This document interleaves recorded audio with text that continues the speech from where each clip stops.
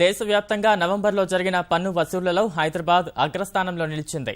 పెద్ద నోట్ల రద్దు తర్వాత రెవెన్యూ గణనీయంగా పెరిగిందని కేంద్ర ఆర్థిక శాఖ వర్గాలు వెల్లడించాయి.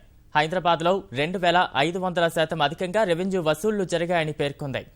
ఉత్తర ఢిల్లీ మున్సిపల్ కార్పొరేషన్లో 2434%, సూరత్లో 2314%, దక్షిణ ఢిల్లీ మున్సిపల్ కార్పొరేషన్లో 2037% పన్ను వసూళ్లు జరిగాయని తెలిపింది. నవంబర్లో హైదరాబాద్లో 208 కోట్ల రూపాయలు పన్ను వసూళ్లు అందినట్లు ఆర్థిక శాఖ వెల్లడించింది. అహ్మదాబాద్లో 187 కోట్లు, సూరత్లో 173 కోట్లు, కళ్యాణ్లో 170 కోట్లు, ముంబైలో 167 కోట్ల రూపాయలు వసూలైనట్లు ప్రకటించింది.